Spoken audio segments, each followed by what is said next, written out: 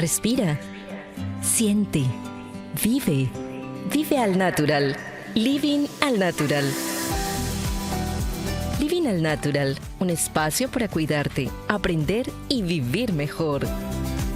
Living al natural es un programa de Medical Living Hub IPS. Transformando vidas, transformando tu salud. Un saludo para todos, bienvenidos en esta mañana Living al Natural. Les saluda Andrés Molina y esta mañana estamos desde Medical Living Hub. Recuerden, transformando vidas, transformando tu salud, la IPS de los caleños.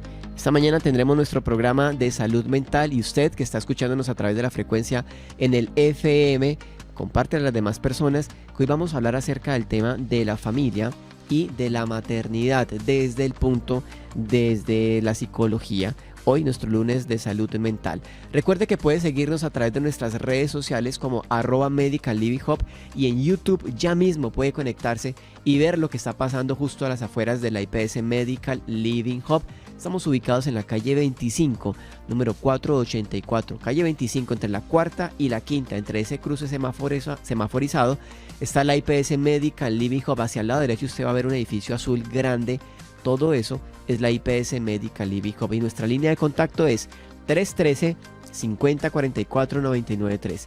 313-5044-993 es nuestra línea de la IPS Medical Living Hub y esta mañana tenemos este tema preparado para todos ustedes, hablando sobre la familia, sobre su conformación, las situaciones que pueden suceder en medio de este núcleo familiar y también hablando de las maternidades, de la maternidad como tal, algunas dependencias y algunas situaciones que surgen en medio de la maternidad. Entonces, los dejamos con este tema en esta mañana con nuestro psicólogo José Correa y con Ana María. Para todos ustedes, bienvenidos a esto que es el Living al Natural.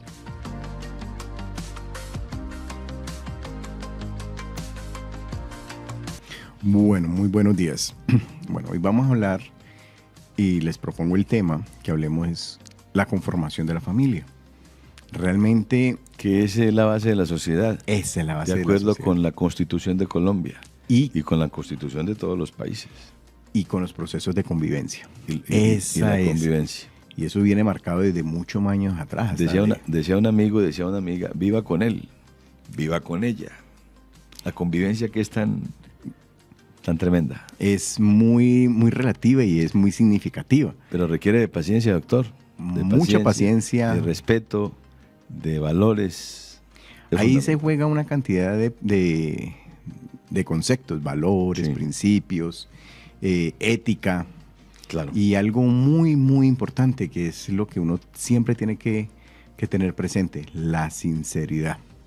Si no hay sinceridad no hay nada. No. Entonces, hoy encontramos y hacemos el paréntesis de épocas pasadas a hoy en día.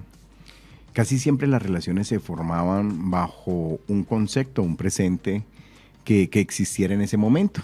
Y muchas veces ese concepto y ese presente iba muy, muy relacionado con las dinámicas familiares, con las relaciones sociales de la familia, y casi siempre eran entre los grupos que se conocían. Por eso fue que muchas veces, durante muchos años, el concepto de el hombre fuerte o la persona fuerte era el hombre. Y el que asumía. Y también el proveedor de la familia. El proveedor de la familia. Y con ese catálogo, ese rótulo, pues inmediatamente pues, al hombre lo empoderaban de muchas calificaciones, muchas responsabilidades, muchas condiciones, pero también le permitían ciertas situaciones o ciertas conductas que no estaban marcadas dentro de una sana convivencia, por el contrario, era dentro de un concepto, digámoslo así, muy, muy, muy claro, muy machista, y donde la mujer se sometía. Y allí en ese presente, cuando jugaban esas dinámicas, pues gran parte de las consecuencias de estas relaciones de pareja, relaciones de familia, se las llevaban sus hijos. Es por eso que muchas veces uno encontraba jóvenes con grandes dificultades de interacción con sus pares, de interacciones en el colegio, dificultades en las relaciones entre papá, mamá, hijos, porque ellos veían un reflejo no tan adecuado en muchas de los hogares que le permitiera tener un concepto real de una muy buena relación o una muy buena dinámica de familia. Entonces encontramos peleas, discusiones, actos de violencia, Claro. que eso marcó gran parte de las relaciones de la familia hace muchos años atrás, porque llegó un momento en que la normalizaban y no les prestaban atención. Tanto así que llegó un concepto, Y la justificaban, claro. Y la justificaban. Entonces, Es que tú me provocas eso, es que no hagas eso, y él se justificaba en ella que lo provocaba. Y Exactamente. terminaba siendo el hombre guachi, el hombre patán, el atarbán de otras épocas. Y le tocaba a los hijos ver esas situaciones. Y resulta que el hijo pensaba que de esa misma manera tenía que afrontar la realidad. O muchos decían, ¿qué pasa con mi mamá? Y Porque hacían aguanta. hijos machistas.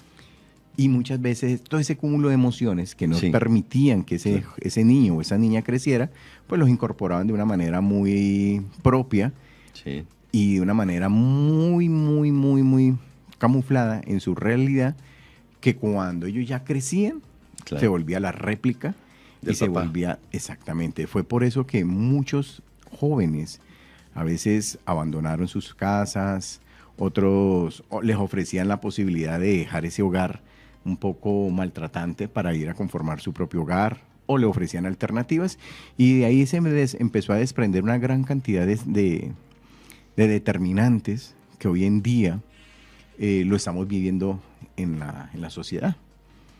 Y eso lo podemos observar palpablemente cuando vemos que el joven o la persona maltrató a su pareja, maltrata a su hijo, o en unos casos más letales, acaba con la vida de su pareja, Ya- acaba la vida y ya ve, termina doctor. acabando con su vida. Ya el doctor José es menos frecuente, porque ya hay unas leyes que favorecen a las mujeres y a los hijos también, a los niños. Exactamente. Hoy en día ya por fin se le empezó a dar como esa luz a la ruta de la violencia de género, tanto para hombres como para mujeres. Hoy en día no podemos decir que las mujeres son las violentadas, hay hombres violentados, Claro. sino que en los hombres poco hablan, poco lo dicen por la vergüenza, que van a decir, te pegó una mujer. Todavía Claro. hay ese concepto machista y ese concepto reactivo frente a buscar una solución. Es por eso que casi siempre en la mayoría de este tipo de situaciones que salen a la luz pública, parte de la mujer, muy pocos de los hombres. Entonces, esto hace también parte de ese tipo de normas de convivencia que hoy estamos viviendo. Y Aunque que se ha de alguna frenado manera mucho, doctor afecta. José, se ha frenado mucho, sin embargo, lo que usted decía, sigue ocurriendo el tema del feminicidio. Si no es para mí, no es para nadie. Exactamente. Dice él, normalmente el hombre machista. Si no es para mí, no es para nadie, entonces acaba muchos casos con la vida de ella y de los mismos hijos. Ha pasado, ¿no? Ha pasado muchísimo y eso es Tremendas tragedias. producto de esa convivencia, de esa dinámica. Es por eso que muchas veces la celotipia, el egoísmo, las conductas egocéntricas, El machismo. el machismo, la violencia en sí, son manifestaciones o desencadenantes de una convivencia en casa. Disculpen alguna pregunta que estamos en el tema familiar. ¿Qué señales o síntomas hay de una persona que tenga celotipia, por ejemplo? Bueno, hoy en día la celotipia ya se califica como Una enfermedad. Ya es Es un una enfermedad. trastorno, ya empieza Trastorno, a presentarse un tipo de síntomas y signos que van a afectar en la salud de la persona. Y es el típico, y eso lo podemos hablar entre hombres y mujeres, para Sí. hombres y mujeres, es la típica persona sociable, alegre, que se acerca, que genera confianza. Muchas veces en un entorno le genera la confianza a la pareja, pero lo que de alguna u otra manera está buscando es reconocer y conocer y mirar todos esos puntos débiles de la pareja para inmediatamente entrar a buscar, en ocasiones a romper esa privacidad. Hoy en día vemos cómo le miran el WhatsApp a su pareja, se le meten en las redes, le empiezan a cuestionar la parte de la dinámica con las demás personas. ¿Por qué le diste like a esta? Exactamente. No, pasa. ¿Por qué le diste like a esta mujer? Entonces, ¿Qué te gusta o qué? Y exactamente. empiezan los problemas con esas redes sociales. Y da la casualidad de que que la otra persona físicamente tenga mucho más atributos físicos Que la propia. o intelectuales, Claro. y empieza una calificación. Y en esa calificación empieza a aparecer el primer síntoma, que es la víctima. A menospreciarse, a sentirse que, claro, es que yo no tengo la capacidad para darte esto, o es que te estaba gustando esta otra persona. Entonces empieza ese jugueteo, y en ese jugueteo, que es bastante malicioso, pero bastante dañino, empieza a cuestionar a la otra persona. Y esa otra persona lo que hace es, si ha cometido algún desliz, alguna falla, pues a tratar de justificar.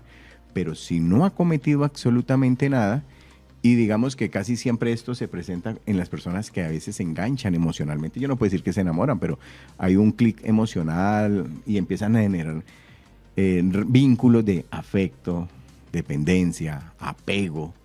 Entonces esa misma inseguridad de esa persona celotípica se la pasa a la otra persona y la vuelve insegura o lo vuelve inseguro en muchos de los casos. O en otros que ya han vivido esta misma situación, lo que hace es poner un límite y empiezan los conflictos. Doctor, yo sin ser especialista entiendo que tiene que ver también con nuestro entorno, nuestra formación, digamos, cultural. Pero hay una cantidad de situaciones, doctor, que están afectando el día a día de muchas personas.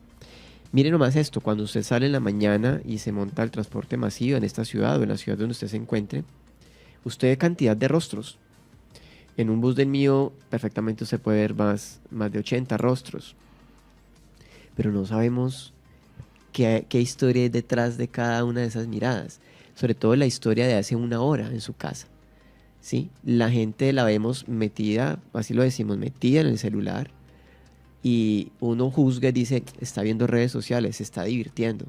Pero no sabemos cuántas personas ahí en ese momento están intentando solucionar una dificultad. Le están contando un problema que tiene que ver con su pareja. ¿Dónde estás? ¿Por qué te fuiste tan temprano? ¿Por qué no me escribiste? ¿Qué son estas horas de aparecer? Te vi que estabas conectada en línea y no me escribiste. ¿Con quién estás escribiendo? Y empiezan a aparecer, lo que usted hablaba, una cantidad de esos síntomas de celo, de un celo profundo, de un celo dañino, que afectan también en gran medida a los hijos, ¿sí? Los que, por ejemplo, se desplazan a la universidad, que pensamos que ya están más grandecitos, también son afectados. Todo ese círculo genera una sociedad que empieza de alguna manera a vivir sus días de una forma enferma, con dificultad, con tropiezos. Doctor, ¿qué tan importante es entender que desde la familia, desde el hogar, desde la casa, ese buen ambiente tiene que darse para que tengamos un buen día? Bueno, te complemento un poquito, Andrés, ahí. Anteriormente, ¿qué pasaba con este tipo de violencia?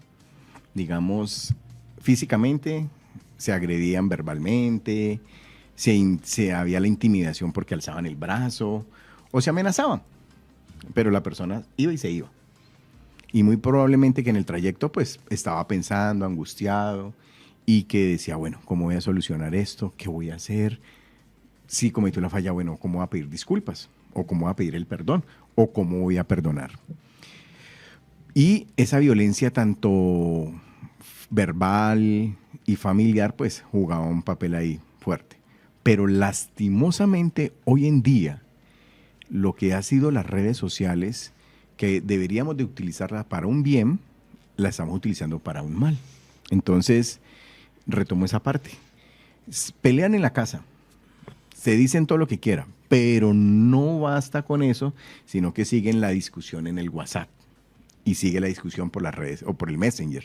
Entonces empiezan a decirse, a cuestionarse, a juzgarse, a intimidarse, a amenazarse, o amenazarlo o amenazarla, y resulta que esta persona, que casi siempre hay un activo y un pasivo en las grandes dificultades o diferencias, no en las peleas, porque hasta ahí ese momento yo no utilizo ese concepto, sino en ese tira y afloje verbal o escrito, hace de que esa persona puede estar leyendo un mensaje y lo puede estar interpretando de muchas maneras. ¿Por qué me escribió así? ¿Qué va a hacer? ¿Qué va a suceder?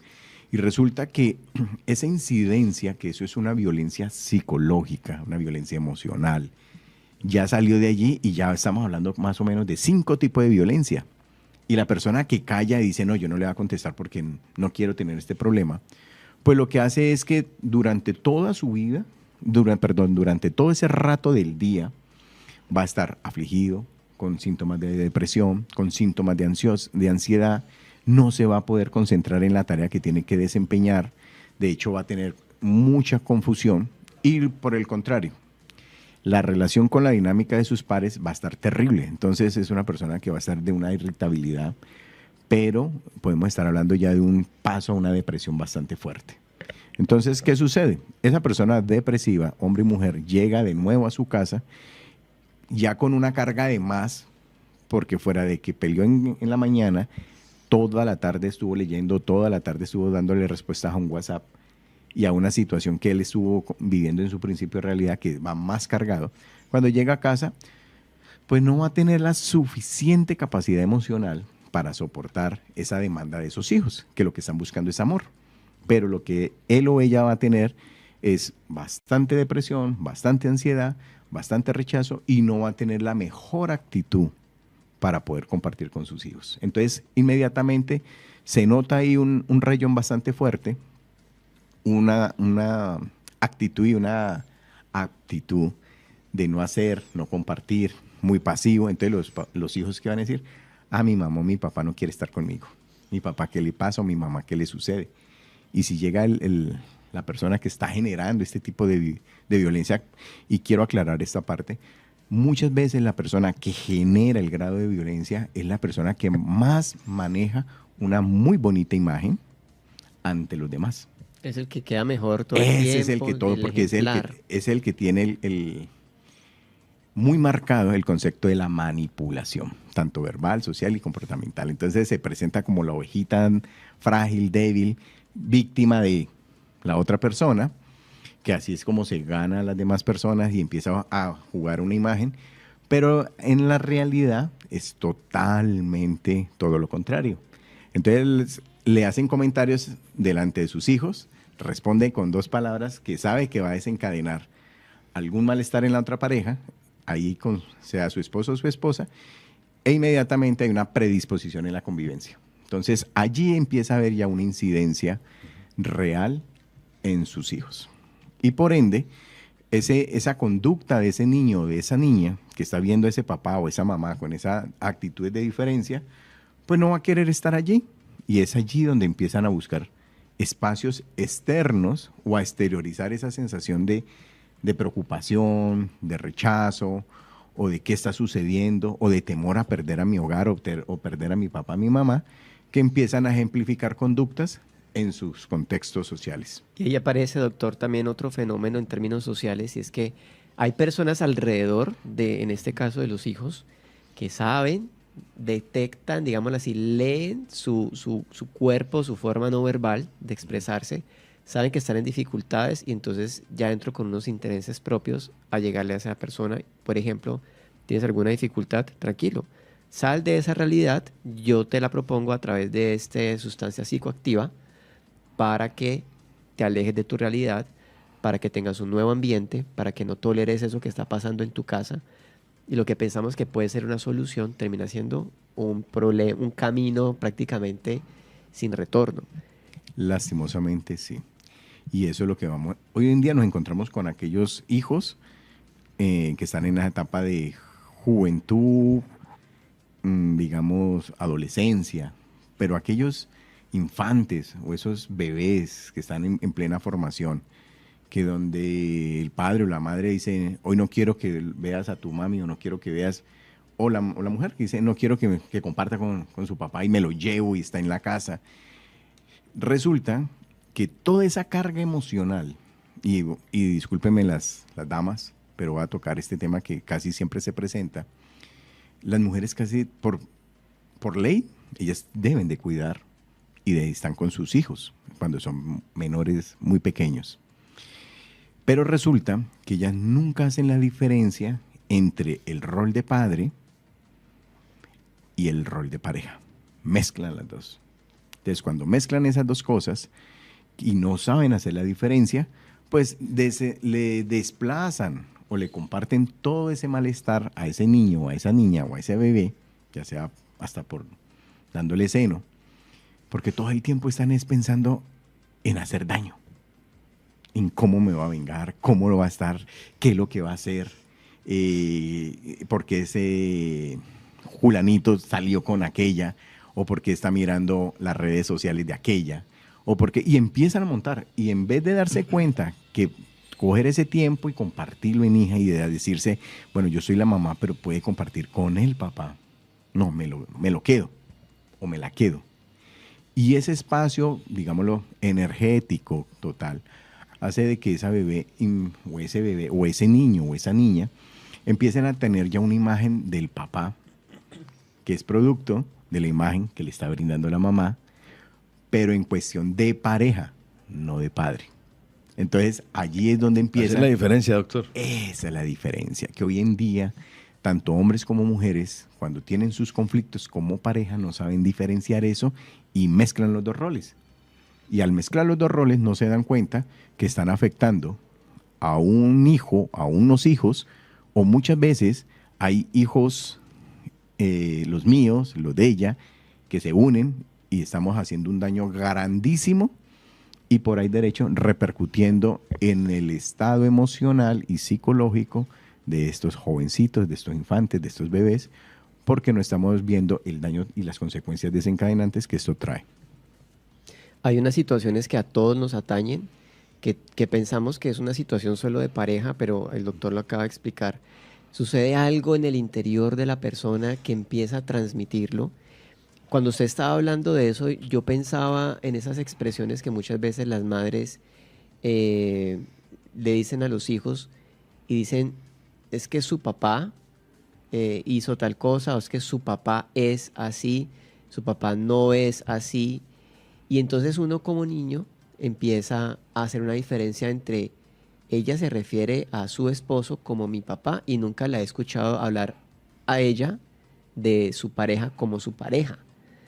Y lo mismo en el sentido del hombre hacia la mujer. El hombre le dice a sus hijos, ella es su mamá, hágale caso a su mamá, hable con su mamá, pregúntele a su mamá. Y eso pareciera que en términos del lenguaje le están diciendo, no es mi problema, es el tuyo, hable usted con ella, entiéndase con ella. Y empezamos a marcar una diferencia entre esos roles de esposa, esposo y los hijos, pero no se está viendo como una familia, como un hogar, como un grupo, en donde, por ejemplo, algunas decisiones, en lugar de decirle, pregúntele a su mamá, podrías pensar decir, déjame, lo hablamos todos, o mira, dame un momento, hablamos en familia, tratar de pensarlos como un núcleo familiar, doctor. Mire, hoy es muy curioso y nosotros a veces sin darnos cuenta, con el lenguaje, con una pequeña frase, estamos afectando y estamos creándole una imagen distinta a lo que hoy en día nuestros hijos ven. Y la situación o la cosa más sencilla es cuando pues vayan de él, vayan de ella. Haz que ella. Ese tipo de comentarios, así estén llenos de rabia o llenos de ira, ese ella o él, inmediatamente ese infante o ese hijo o hija que está creciendo, inmediatamente va a decir, ¿qué pasó? Entonces, lo que siempre estamos buscando es quién, el malo y el bueno, porque esos son los dos conceptos, bueno o malo. Un joven nunca va a poder sentarse a analizar las cosas y no ver lo bueno y lo malo. Entonces, el que más se victimice o el que más bulla haga, el que más culpa le eche al otro, pues es el que está más convenciendo a ese hijo o esa hija de que ella o él es malo. Pero nunca los padres se sientan a decir, es problema de pareja. No de todas maneras, sabe una cosa, doctor José Correa, Andrés y seguidores de Living al Natural, normalmente las acciones pueden más que las palabras. Cuando el papá o la mamá, con amor, porque hay que partir del amor, tiene buenas acciones, creo que es la mejor manera, con el ejemplo, demostrar no quién es el bueno y quién es el malo, sino que la idea es que haya un proyecto de vida saludable, que haya una relación edificante, que la relación sea una relación buena, pero es con las acciones, de la mejor manera, y incluso sin hablar mal de la pareja, o de la mamá o el papá, sea quien tenga algún tipo de dificultad en la relación, porque hay uno, en las parejas normalmente hay uno que quiere más que el otro, y a veces pues toca darle manejo a todo ese tipo de situaciones, doctor José Correa. Sí, a ver, y para allá iba. Resulta que uno siempre pues, le da los tics, y ahí doy un tic. Sí. Estás con tu pareja y están tus hijos. Toma todo el aire posible, sosténgalo, Claro. apriete los puños, sonría y lleve bien la situación delante de sus hijos. Sí. Pero llegue a un acuerdo con ella. De aquí en adelante ni me calificas, ni te califico, ni tocamos el tema. Somos padres delante de ellos. Pero por fuera, y cuando ya estemos solos, ahí sí, sentémonos y gritemos si es el caso, pero lleguemos a una solución. ¿Qué es lo que sucede en estos casos?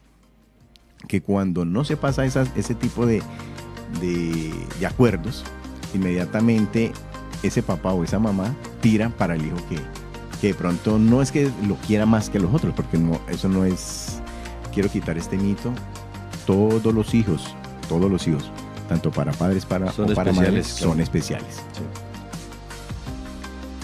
Estamos desde Medical Living Hub, la IPS de Los Caleños. Recuerde que usted puede conectarse con nosotros a través del 313-5044-993. Esa es nuestra línea telefónica, pero también es línea WhatsApp. Usted puede dejarnos sus mensajes, hacer sus preguntas, sus consultas.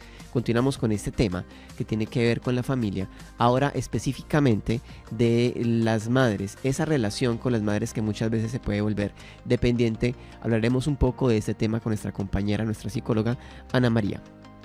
Vamos a profundizar un poco en toda esta cuestión de lo que implica la maternidad y cómo a veces estos vínculos terminan convirtiéndose en una necesidad mutua más que pues en vínculos sanos que permitan el crecimiento y el desarrollo normal de una personita.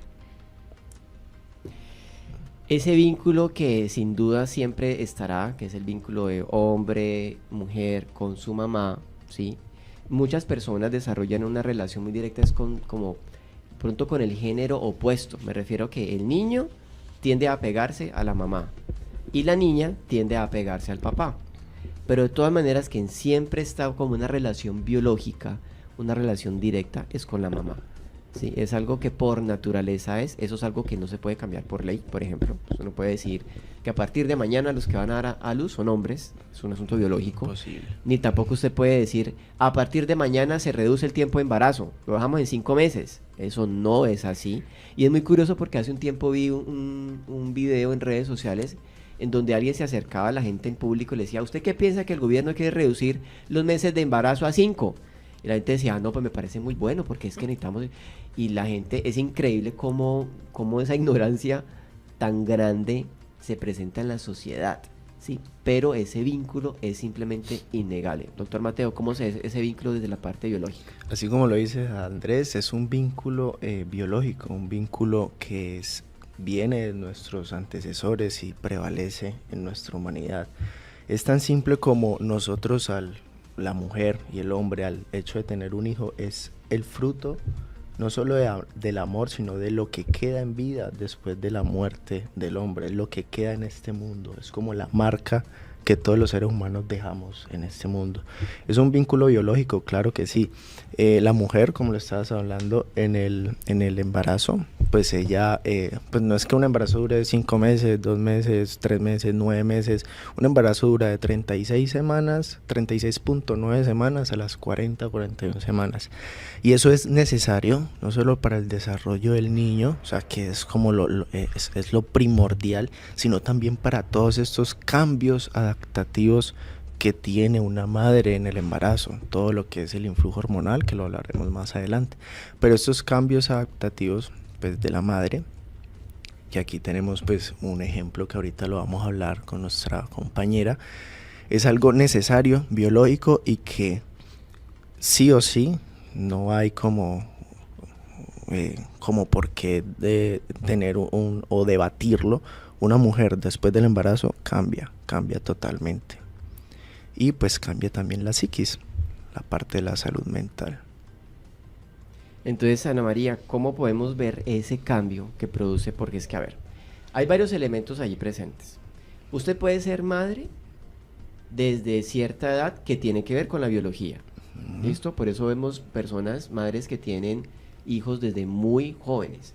Yo he escuchado casos que desde los 12 años, 12, 13 años. Embarazo temprano. Súper temprano, me parece. 13 años, bastante temprano.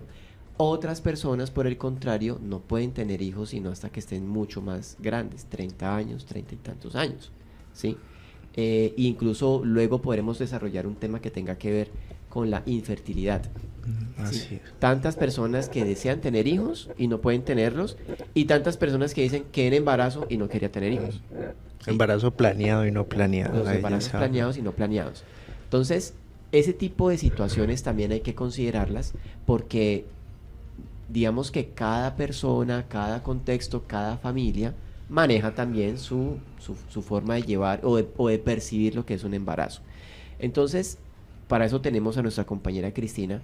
Ella es madre. Por favor, cuéntanos un poquito tu experiencia.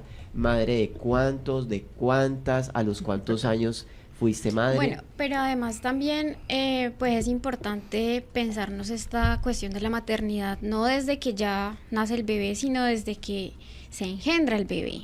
Los 9 meses antes. Desde el primer mes de la que concepción. el bebé está allí, desde que sabes que vas a ser mamá, ¿cuáles son los ideales puestos en esa idea de maternidad? Pero ¿sabes algo? Quisiera preguntarte ahorita, después que nuestra compañera Cristina nos responda, es cómo de pronto desde la parte psicológica una persona empieza a prepararse incluso desde antes de la gestación.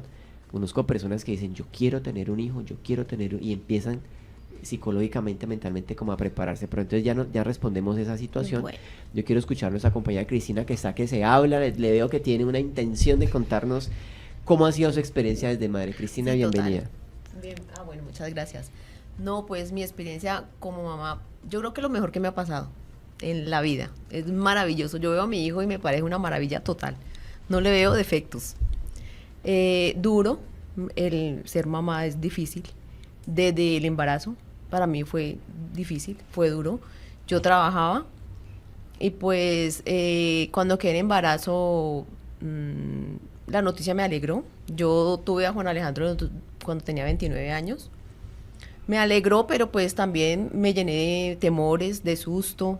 Bueno, tuve unas experiencias agradables, unas desagradables, pero bueno, salí adelante pero ser mamá es maravilloso.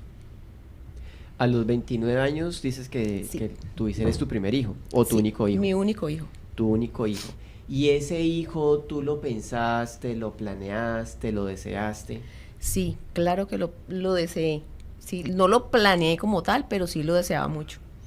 Mucho porque tenía una sobrina, yo tengo una hermana, ella tuvo una niña y estábamos enamorados completamente de mi sobrina, pero ellas se fueron del país, pues se fue, estaba la niña, no había cumplido un año, entonces quedamos todos pues ahí como con ese dolor de que se nos fue la niña de la casa y yo ya quería tener un bebé y sí, pues se hizo realidad mi sueño, tuve un bebé hermoso. Algo muy importante que estamos hablando y lo que dice, por ejemplo, la edad influye mucho también. Se dice que la edad que se espera o lo ideal, hablemos de lo ideal del embarazo es que una mujer tenga los hijos entre los 18 y los 35 años, que fluctúe. Cuando es antes de los 18 es un embarazo temprano, como ya lo habíamos hablado, y después de los 35 es un embarazo tardío, o sea, no podemos decir un embarazo añoso ni nada porque eso también impacta incluso en la madre. Entonces uno le dice un embarazo tardío. ¿En qué consiste eso? De que si usted tiene el hijo antes de los 18, después de los 35, va a tener unos factores de riesgos más acentuados y va a tener probablemente, o puede que no, como todo en la vida, cada persona es un libro, puede tener complicaciones o no. Se dice que estas edades, mayor de 35 y menor de 18, según la literatura, están más propensas a sufrir complicaciones. Algo muy importante es lo que dice Cristina, deseado, planeado, no deseado. Cuando uno hace una consulta ginecológica, bien sea llega la materna con sus 20 semanas, con sus 30 semanas, en trabajo de parto activo, uno siempre hace esa pregunta. ¿Por qué? Porque eso define también muchas estrategias de las cuales uno como personal de la salud debe aportar y debe integrar al momento del nacimiento. Uno siempre pregunta, ¿el embarazo fue planeado? Entonces, En la mayoría de los casos, porque es así, o sea, es lo que uno ha visto en la práctica, van a decir, no, no ha sido planeado. Pero entonces ahí uno hace la siguiente pregunta, ¿es deseado o no deseado? Puede que diga, no, no es deseado, que no es el caso de Cristina, porque ella no dijo eso. Pero entonces ahí uno hace otra pregunta, ¿fue aceptado? ¿Es aceptado o no es aceptado? Sí, ya es aceptado, pues sí, ¿no? Digamos que tuve un desliz y bueno, quedé en embarazo, no quería, pensé que no era el momento, pero bueno, ya hay que tenerlo. Como hay pacientes que usted les pregunta, ¿es un embarazo planeado? Súper planeadísimo, buscado hace 5 años. Hace 5 años no podía quedar en embarazo y ahora por fin quedé en embarazo. Ahí usted ya percibe de que pues si es planeado, deseado y pues aceptado, pues obviamente. Entonces uno entra a hacer ese tipo de preguntas, que son un tipo de preguntas también para ver la salud mental de la materna y la psiquis y la aceptación que tengan con el fruto. Ana María, ¿y cómo sería esa pregunta? Porque así suena como muy directa, ¿no? ¿Usted planeó su hijo? O sea, ese tipo de... Es directa. Sí, o sea, ¿cómo se trata? Es Porque... directa, Sí, es directa porque al final eso va a influir en cómo el niño se desarrolla y desenvuelve desde los primeros meses en su estomaguito. O sea, el niño desde los primeros meses ya empieza a percibir la presencia de la madre, la voz y ese lugar seguro que implica para él pues estar en la barriguita. Y desde ahí se comienza a constituir también psíquicamente. Entonces un niño al que no le hablan, un niño que no es estimulado, un niño que es rechazado afectivamente, también va a percibir eso desde el vientre de su madre.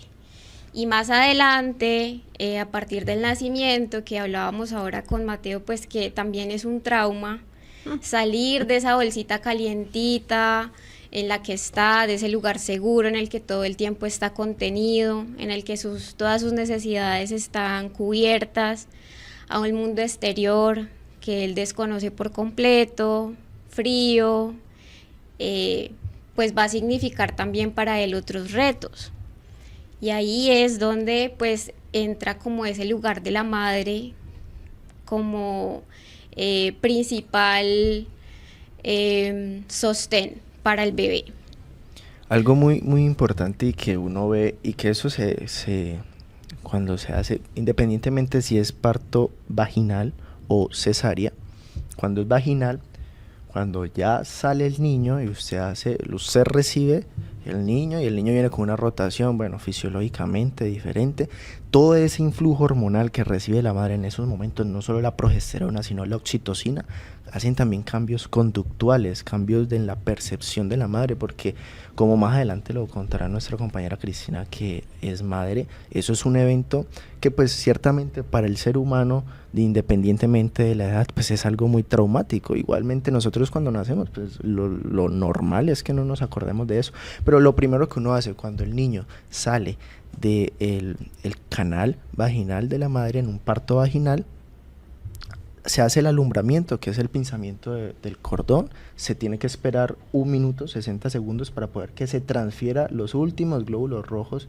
de la placenta de la madre al feto, y uno hace el pinzamiento y ya empieza a dejar caer la placenta y el bebé automáticamente lo que hace es esto, ¡pa!, lo apoya encima del regazo de la madre, encima de la barriga de la madre, así con todos los fluidos mojado, porque él le va a empezar, como sabe que lo ponen en un sitio, va a empezar a buscar.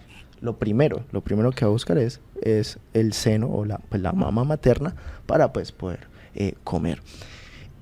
Hay otra que pues es en la cesárea, cuando nace pues la cesárea, que todo ese pues en quirófano, instrumentalizado. Cuando ya nace el niño, uno primero lo lleva a lo que vendría siendo en la cervocuna, lo arregla, le pone la ropita, lo seca.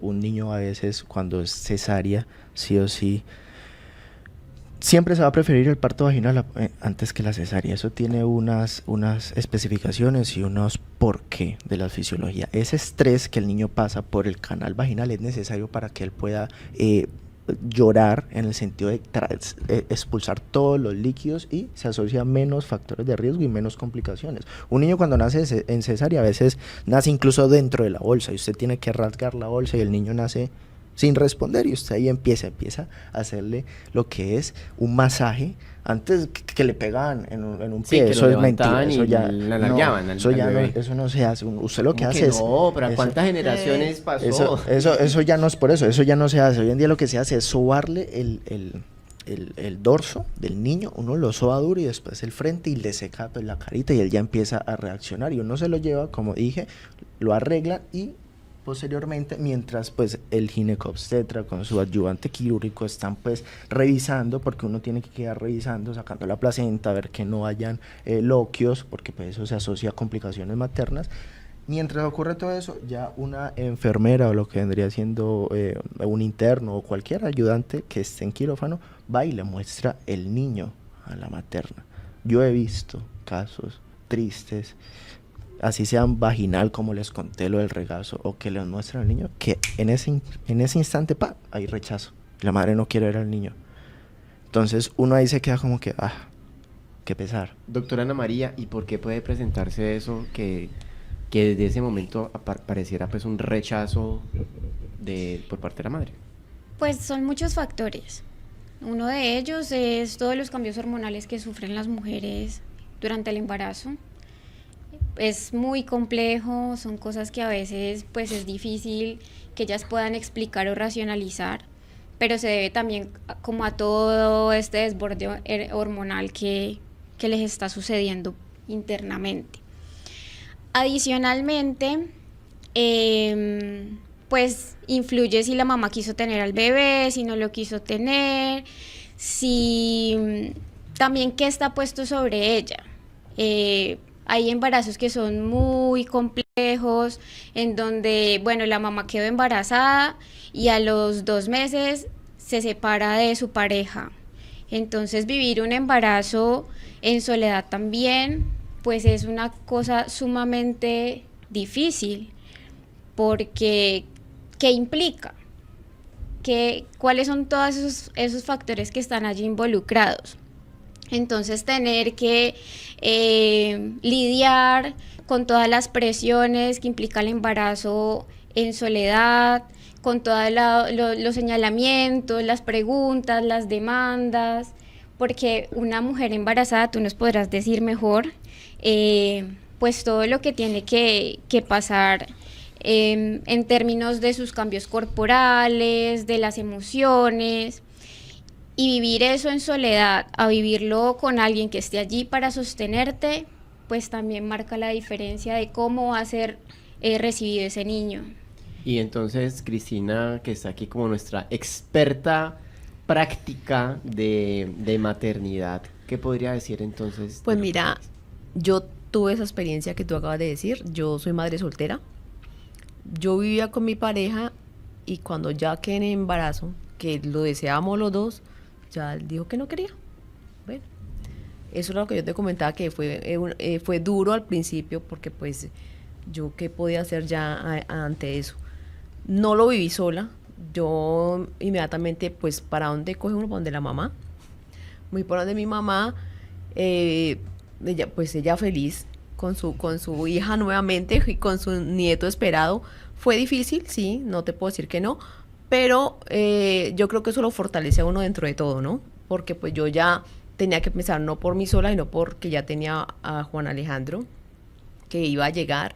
Y mi papá pues hoy día ya no está, falleció, pero él también me dio todo el apoyo del mundo. Yo no tuve ninguna preocupación en ese sentido, ni que a mí me fuera a faltar algo. Obviamente sí me afectó que él se fuera así como tan de repente, porque pues yo creo que uno no espera eso.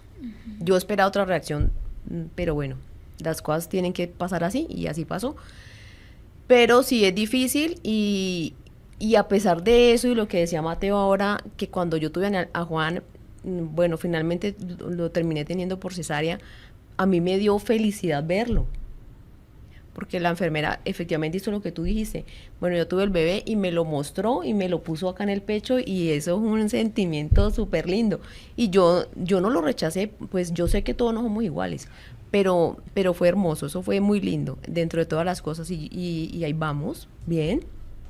Aquí también introduces un tema que es bastante importante, y es esta cuestión de la maternidad, ¿no? Que que al final la maternidad no llega sola porque está un hombre y una mujer que tienen que participar para que esta vida se dé, pero que al final la carga de la maternidad en la mayoría de los casos recae en un 90% sobre las mujeres. Sobre la mamá, la mujer. Y que Sí. es muy fácil para muchos hombres decir, bueno, quedaste en embarazo, yo me voy porque ya creo que este bus está se va para otro camino y yo no quiero ir para ese camino, yo me bajo del bus y mire usted sola qué hace. Ese sería muy buen tema para tratarlo, o sea, esa reacción de muchos hombres de querer estar apasionados, pero en el momento en que sucede el embarazo, Y que es complejo ahí también, que aunque la mamá en un punto del camino diga yo también me quiero bajar del bus, pues no se puede bajar del bus. Allá ya le toca seguir. Porque cómo se baja del bus y dice, bueno niño, usted mire a ver qué hace. bueno, No hay unos puede. casos excepcionales en donde ya después que hubo, digamos que esos primeros días o semanas, finalmente le dice la mamá al papá, mira, yo no puedo, te entrego, me voy. Eso es algo realmente excepcional. Ha pasado.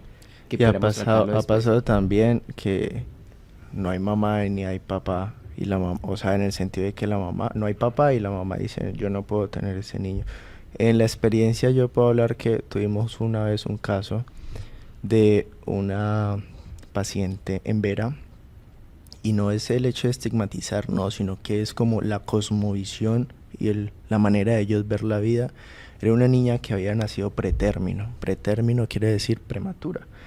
Los niños pretérminos tienden a enfermarse mucho, a tener varias complicaciones, entonces pues la niña no era la excepción, la niña estaba en ese punto, me acuerdo hasta el nombre, y la madre dentro de su cosmovisión y su concepción, ella fue a la clínica y dijo en su forma de hablar, porque tienen también su forma de hablar, dijo, niña enfermarse mucho, yo no poder tenerlo, y la dejó, y ahí la dejó. Ya ahí tocó llamar al ICBF, bueno, ya hacer todos los protocolos correspondientes pues para que la niña pudiera pues tener un papá y una mamá. Mientras tanto, tocó quedarse en la clínica, a los cuidados de las enfermeras y los médicos, pero pues la niña ya no estaba como en una fase de enfermedad, ya la había superado, simplemente estaba ahí porque estábamos esperando la respuesta del ICBF para poder que le asignaran un hogar y una familia a esta niña. Entonces es un caso que también uno dice, uy, es triste de cierto modo, porque ya se ve como lo opuesto a lo que íbamos a hablar de la dependencia. O sea, ya se ve que la mamá dice, no puedo, por X o Y motivo, y ahí lo dejo, Pero mira, ahí estamos hablando de una situación de desapego, ¿sí? Algo que sucede. Pero sucede luego lo contrario, ¿sí? Puede pasar exactamente lo contrario y no necesariamente en las primeras meses o semanas del niño. Entonces, ¿qué pasa cuando el amor materno se convierte en una necesidad, pero también es una necesidad mutua? Cuando empieza a ver, cuando aparece la palabra dependencia y codependencia. ¿Cómo sería entonces? ¿Qué es lo que pasa ahí cuando el niño se vuelve el centro del universo de la mamá y hay una dependencia? Y obviamente pues de pequeños sí tenemos una dependencia, pero ¿qué sucede en términos de esa relación y qué sucede en medio de esta situación? Es complejo, justamente porque es una línea muy delgada. Hablábamos también ahora al inicio que los niños, los bebés, los seres humanos necesitamos de alguien para sobrevivir, porque no podríamos hacerlo solos. No podemos alimentarnos solos, no podemos caminar solos, necesitamos de alguien, dependemos de alguien. Entonces ahí empieza como la línea delgadita a evidenciarse.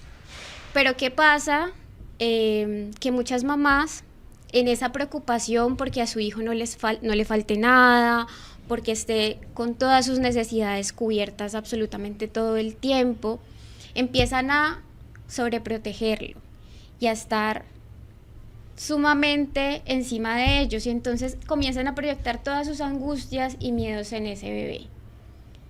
Y esto a largo plazo lo que va a generar es un niño inseguro, un niño completamente dependiente de su madre, una madre que con la idea de cuidarlo termina casi, podemos decirle como mamá cocodrilo, o sea, una mamá que quiere cuidarlo tanto que termina destruyéndolo.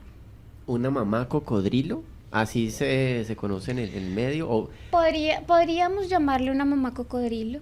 Ok, ¿y qué es lo que hace un cocodrilo con sus crías para tener la No comparación? haciendo la analogía con un cocodrilo, sino es una madre que aniquila emocionalmente, Ah, ok.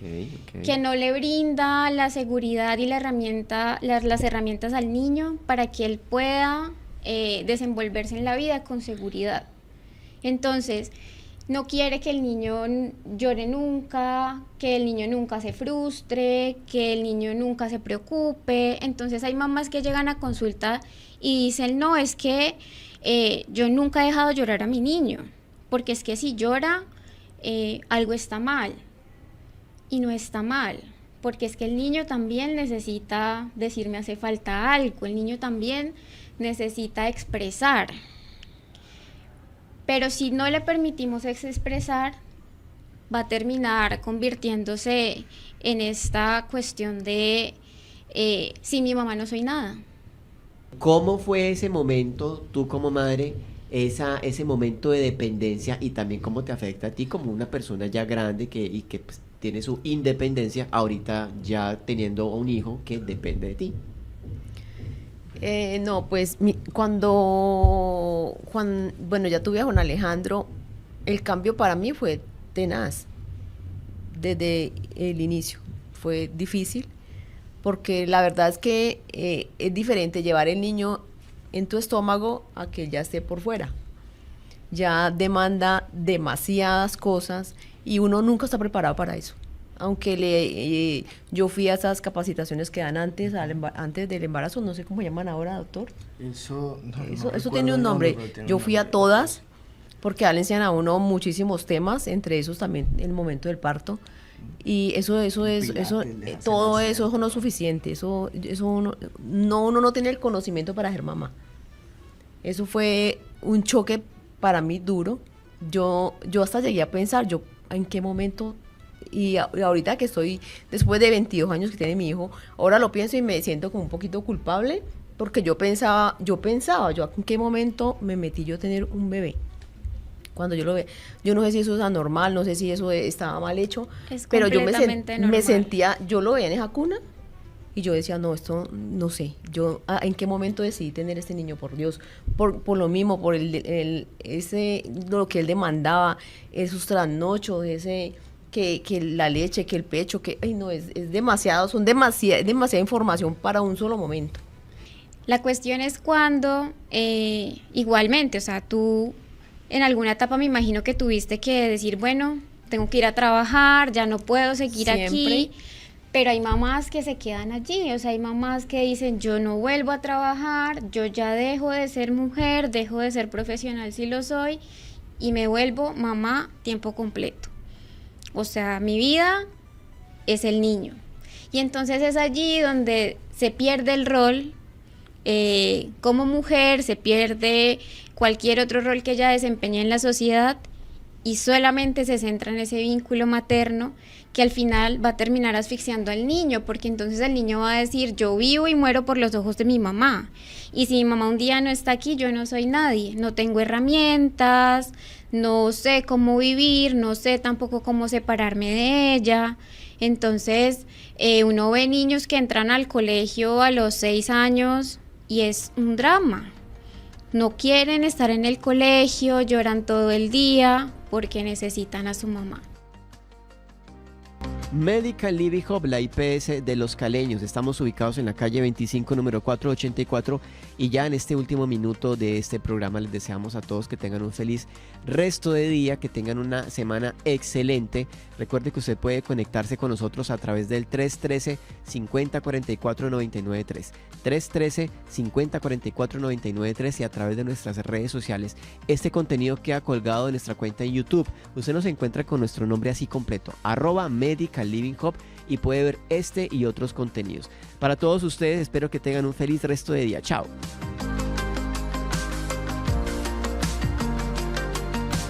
Living al Natural es un programa de Medical Living Hub IPS, transformando vidas, transformando tu salud.